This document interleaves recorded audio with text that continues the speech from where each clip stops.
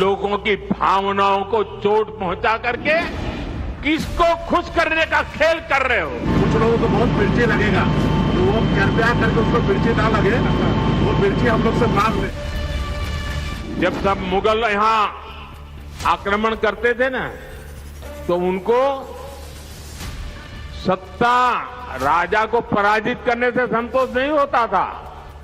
जब तक मंदिर तोड़ते नहीं थे, उनको उसी में मजा आता था। सावन के महीने में वीडियो दिखाकर वो मुगल के लोगों के जमाने की जो मानसिकता है ना, उसके द्वारा वो देश के लोगों को चिढ़ाना चाहते हैं।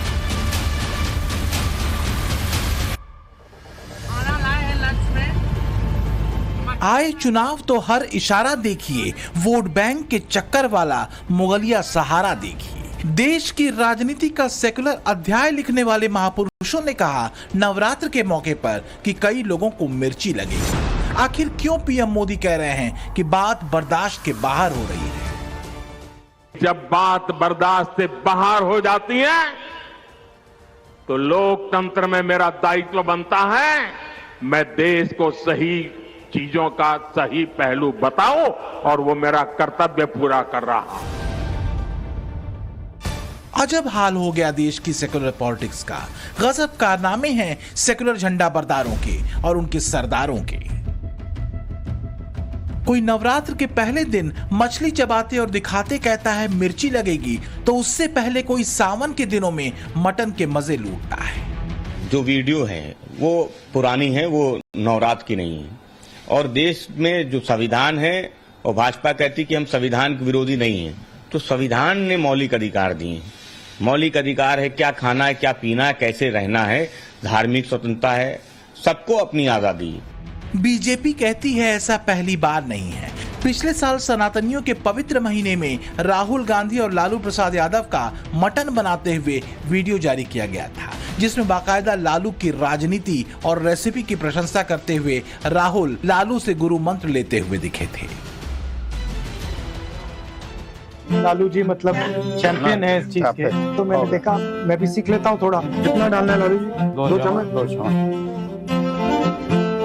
इसमें क्या है? इसमें ब्लैक पेपर और ब्लैक पेपर, बस ब्लैक पेपर। हाँ। तो क्या जानबूझकर ऐसे वीडियो बनाए और डाले जाते हैं, या फिर ये महज संयोग भर है? क्या कांग्रेस के मैनिफेस्टो में देश के भीतर बहुसंख्यकवाद के लिए कोई जगह नहीं होने का आशय सनातनियों की आस्था और विश्वास को ठेस पहुंचाने का है? बीजेपी यही सवाल उठा रही है। इन्हें लोगों की भावनाओं से खिलवाड़ करने में मजा आता है। ये लोग सावन में एक सजायाफ्ता, जो सजा कोर्ट ने जिसको सजा की है, जो जमानत पर है, ऐसे एक मुजरिम के घर जाके सावन के महीने में मटन बनाने का मौज ले रहे हैं। इतना ही नहीं, उसका वीडियो बना करके देश के लोगों को चिढ़ाने का काम करते हैं। ये लोग ऐसा जानबूझकर इसलिए करते हैं ताकि इस देश की मान्यताओं पर हमला हो। ये इसलिए होता है ताकि एक बड़ा वर्ग इनके वीडियो कर देखकर चिढ़ता रहे, असहज होता रहे। समस्या इस अंदाज से है, तुष्टीकरण से आगे बढ़कर ये इनकी मुगलिया सोच है। लेकिन ये लोग नहीं जानते, जनता जब जवाब देती है तो बड़े बड़े शाही खानदार के युवराजों को बेदखल होना पड़ता है। तो 24 के मैदान में मुगलिया चैप्टर भी खुल चुका है। मुगलिया दौर वो दौर रहा जिसमें अपने ही देश में सनातन आबादी की धार्मिक और सामाजिक आजादी या तो शर्तों में रही या सख्त पहरों में रही। देश की बहुसंख्यक आबादी देश के भीतर दोयम दर्जे की नागरिक रही। जो अधिकार थे, वो कोई अधिकार जो है बहुसंख्यक जो लोग थे, जब एक बार वो पराजित हो चुके हैं और उन पे ये लोग शासन कर रहे हैं, तो उनका कोई अधिकार नहीं है।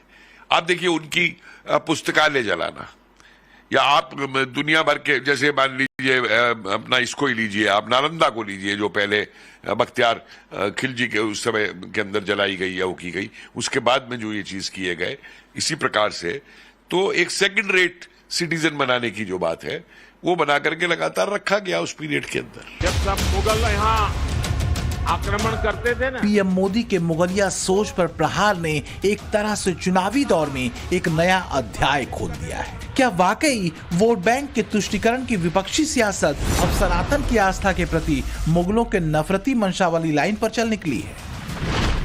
क्या वोट बैंक के लिए विपक्ष का ये दांव है? क्या सनातन मान्यताओं पर चोट की जा रही है? क्या विपक्ष के लिए बहुसंख्यक आबादी की आस्था बेमानी है?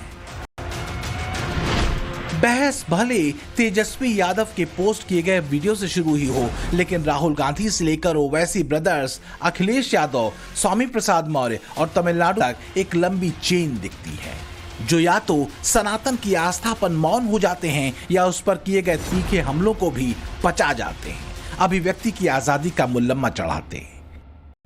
जब सब मुगल यहाँ आक्रमण करते थे ना, तो उनको सत्ता राजा को पराजित करने से संतोष नहीं होता था।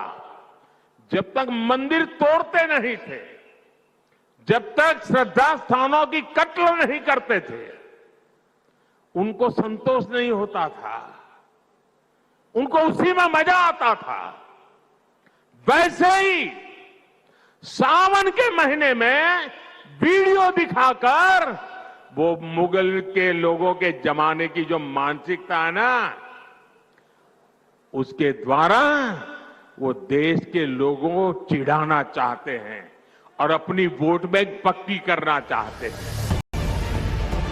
दरअसल विपक्षी दलों के लिए सबसे अहम रहा है खास वोट बैंक। पहले बात तुष्टीकरण की होती थी, लेकिन हाल के दिनों में मुसलमानों में मोदी के राष्ट्रवाद की तरफ आता स्वाभाविक झुकाव क्या विपक्ष को इस वोट बैंक को साधने के लिए एक कदम और आगे बढ़ने को मजबूर कर रहा है, जो बहुसंख्यक आबादी को असहज कर देने वाला है। क्योंकि विपक्ष ऐसा करता है, कभी राम मंदिर में प्राण प्रतिष्ठा पर सवाल उठाकर, कभी खास वर्ग के माफियाओं अपराधियों को मसीहा बताकर, तो कभी राम मंदिर से दूरी लेकिन मुख्तार की कब्र पर फूल चढ़ाकर ऐसा किया जाता रहा है।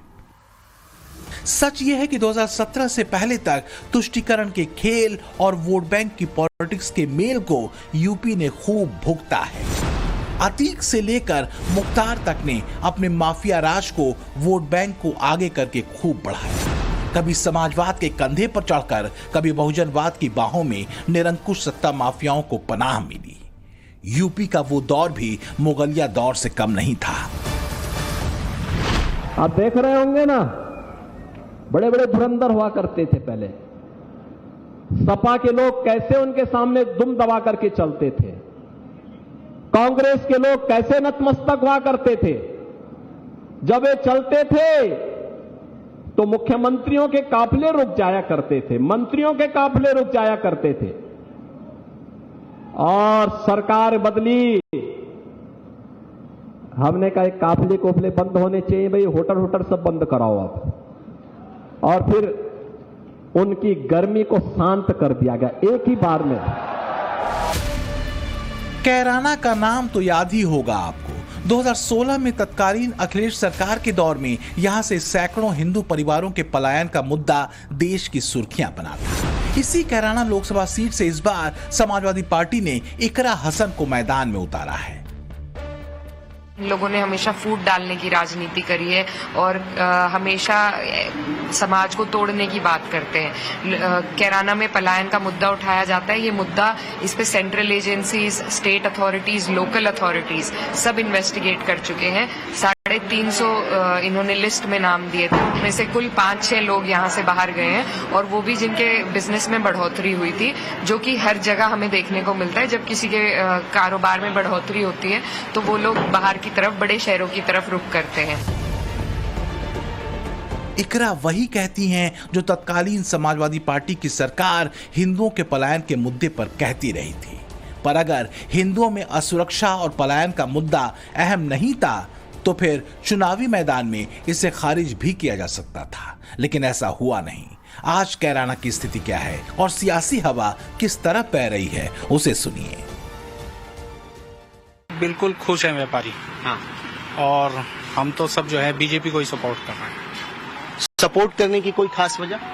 बस खास वजह ये है कि हर तरफ से टेंशन फ्री, कहीं भी चले जाओ कोई दिक्कत नहीं है। पहले बहुत डरता अब नहीं है। अब डर नहीं है। लॉ एंड ऑर्डर अच्छा है, कितनी भी रात को आओ जाओ। जी हाँ जी, बहुत अच्छी सुविधा है। अब की बार फिर से मोदी सरकार, अब की बार 400 पार। सबका साथ सबका विकास। थाना भवन की धरती पे इतना विकास हुआ जितना आज तक इतिहास में कभी नहीं हुआ। कम से कम 4 जो है नेशनल हाईवे और बड़े बड़े प्रोजेक्ट जो है थाना भवन से होकर गुजर रहे हैं और अपराध मुक्त हो गया है पूरा हमारा क्षेत्र। जनता अपने प्रतिनिधि को चुनती है तो इस बात का ध्यान रखती है कि वो उनके सुख दुख में साथी हो, लेकिन कभी कभी चुनाव ऐसे भी होते हैं जब कैंडिडेट कोई मायने नहीं रखता। मायने ये रखता है कि नेशनल लेवल पर क्या मुद्दे हैं, नेतृत्व कौन है। और नेतृत्व की अगर बात की जाए तो अगर हम यूपी में देखते हैं तो प्रधानमंत्री नरेंद्र मोदी और योगी आदित्यनाथ के चेहरे को लोग पहचानते हैं, जानते हैं जो उन्होंने काम किए। उसके आधार पर जनता उनको वोट कर रही है, ना कि कैंडिडेट को वोट कर रही है।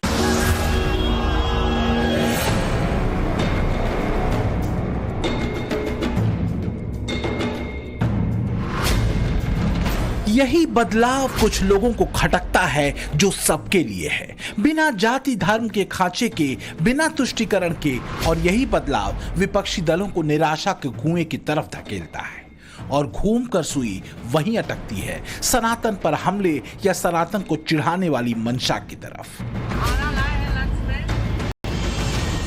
राम मंदिर से लेकर ज्ञानवापी मुद्दे के कानूनन निपटारे को लेकर भी सवाल उठाए जाते हैं। इसे बहुसंख्यकवाद से जोड़ने की कोशिश होती है। इतना ही नहीं, भड़काने उकसाने की सियासत को भी कसा जाता है। सवाल यह है कि इतनी बेचैनी क्या सिर्फ इसलिए है क्योंकि अब सनातनी अपनी संस्कृति और आस्था पर हुई चोट पर सवाल उठाने लगे हैं।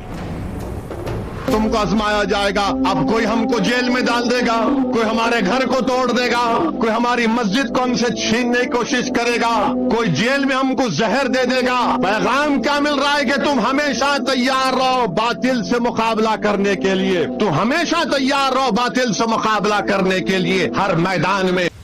ओवैसी जैसों की दिक्कत यही है कि वो मुगलिया सत्ता के नॉस्टैल्जिया में है। ओवैसी के छोटे भाई अकबरुद्दीन ओवैसी जो भरे मंचों से कौमी एकता के फूल गिराते हैं, औरंगजेब की कब्र पर जाकर सजदा करते हैं। ये वो औरंगजेब है जिसके राज में देश भर में कई मंदिरों को तोड़ा गया। इतिहासकार ऑड्री ट्रुस्की ने अपनी किताब Aurangzeb the man and myth में औरंगजेब के समय भारत आए ब्रिटिश यात्री जॉन ओविंगटन की बातों का जिक्र करते हुए तोड़े गए मंदिरों के बारे में बताया है। औरंगजेब के राज में 1661 में ओडिशा में बलदेव मंदिर तोड़ा गया, 1663 में ओडिशा में केदारपुर मंदिर तोड़ा गया, 1664 में ग्वालियर में सिद्ध ग्वाली मंदिर तोड़ा गया, मस्जिद बनवाई गई, 1665 में सोमनाथ मंदिर तोड़ा गया, 1666 में हरियाणा में भीमा देवी मंदिर तोड़ा गया, 1667 में दिल्ली में कालका देवी मंदिर तोड़ा गया, 1669 में काशी विश्वनाथ मंदिर तोड़ा गया, 1670 में वृंदावन में गोविंद देव मंदिर तोड़ा गया, 1671 में मथुरा का केशव राय मंदिर तोड़ा गया, 1685 में जबलपुर की 64 योगिनी मंदिर को भी तोड़ा गया। इसी तरह 1693 में गुजरात के वडनगर में हटकेश्वर मंदिर को तोड़ा गया, 1696 में कर्नाटक में रंगनाथ स्वामी मंदिर को तोड़ा गया, 1699 में लखनऊ के पास अष्टभुजा मंदिर को तोड़ा गया और 1705 में महाराष्ट्र के पंढरपुर में मंदिर को तोड़ा गया। कि मुसलमान के पास क्या है, मैं कहना चाहता हूं, तू मेरे कागज देखना चाहता है। अरे 800 बरस तक मैंने इस मुल्क पे हुक्मरानी और जाबाजी की है, तो कागज क्या मांग रहा है? देख ले, वो चार मीनार खड़ा है, वो सबसे बड़ा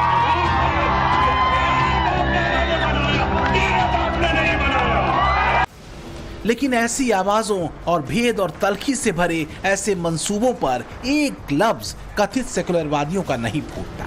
सत्ता के गणित को बिठाने के लिए कट्टरपंथी जमातों से मदद लेने में भी कोई पीछे नहीं रहता। ऐसा लगता है कि इसके लिए सनातन को गाली देने से लेकर सनातन आस्था को ठेंगा दिखाने तक सब मंजूर कर लिया जाता है। सेक्युलरिज्म पर लंबे लेक्चर देने वाली और ओवैसी को बीजेपी की बी टीम बताने वाली कांग्रेस हैदराबाद में ओवैसी के साथ एक मंच पर गंगा जमुनी तहजीब के कसीदे पढ़ती है। मैं जानता हूं रेवंत रेड्डी बड़े जिद्दी आदमी हैं और उनकी जिद उनको यहां तक लेकर आई और हम भी, हमारी पार्टी के लोग भी सर फिरे हैं, मगर आवाम ने एक फैसला दिया है। आवाम ने एक फैसला दिया है, हम उस फैसले का एहतराम करते हैं।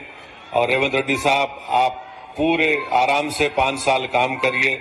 तेलंगाना की डेवलपमेंट के लिए, तेलंगाना के प्रोग्रेस और प्रॉस्पेरिटी के लिए एमआईएम पार्टी आपके साथ खड़े रहेंगी। फोन पे हम चर्चा करते, कोई पर्सनल दुश्मनी नहीं है, ऐसा कोई बात ऐसा होता ही नहीं जो लोग समझते हैं असेंबली में बोलिए फिर बाहर अच्छा दोस्ती है। हैरानी इस बात की है कि इतिहास के ऐसे कालखंड को तो महानतम बताते हुए विपक्षी दल उसका महिमा मंडन करते हैं, लेकिन अगर कोई मुगलों के पापों पर सवाल उठाता है तो उसे कट्टरपंथी करार दिया जाता है। दक्षिण में कांग्रेस अध्यक्ष के बेटे से लेकर इंडी गठबंधन के कांग्रेस सहयोगी तक सनातन पर सवाल उठाते हैं। राहुल गांधी मौन रहते हैं।